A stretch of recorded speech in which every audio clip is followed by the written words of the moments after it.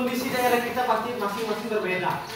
Ada di daerah pegunungan pasti banyak kekurangan air, betul atau tidak?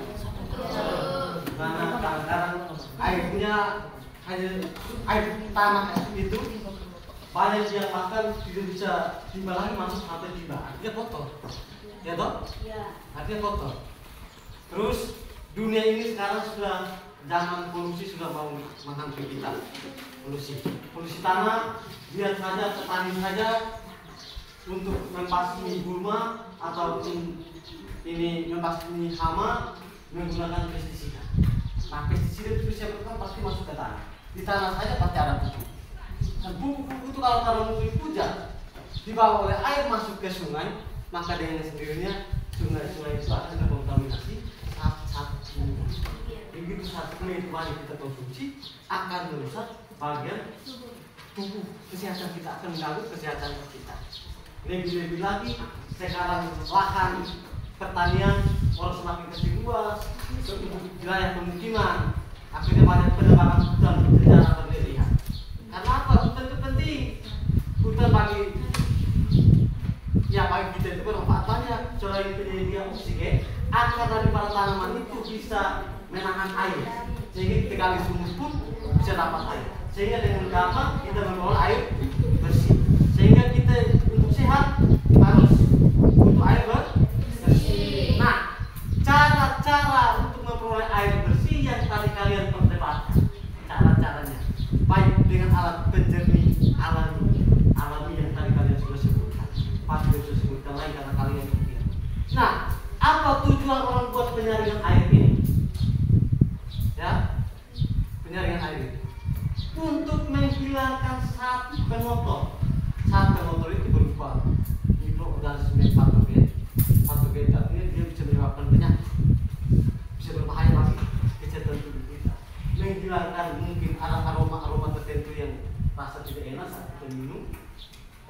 Dengan satu penotor yang lain mungkin terpengaruh dengan satu minum. Itu tujuan penyaring. Yang teknik-teknik yang tadi kalian sudah banyak, ada teknik penyaringan dan teknik pengendapan. Bisa pahami sampai sini? Bisa. Dalam nomor 2 itu bilang ada 2 cara penyaringan, teknik penyaringan dan teknik penyerapan. Sedangkan teknik penyaringan ada, sedangkan teknik penyerapan tidak ada. Ya, artinya teknik penyaringan air itu secara sederhana ada 2. Satu penyaringan, yang kedua pengendapan. Yang tadi dipresentasikan penyaringan saja, pengendapan tidak ada. Itu masukan dari bagaimana? Kami dari kelompok 2 membacakan hasil diskusi kelompok kami. Apa tujuan kita melakukan penyaringan air? Tujuan kita melakukan penyaringan air untuk menghilangkan gas-gas berlarut, menghilangkan rasa yang tidak enak, membasmi bakteri patogen yang sangat berbahaya, memperkecil sifat air yang menyebabkan terjadinya endapan pada limba dan saluran air. Jelaskan cara-cara sederhana untuk mendapatkan air bersih dari bahan alami.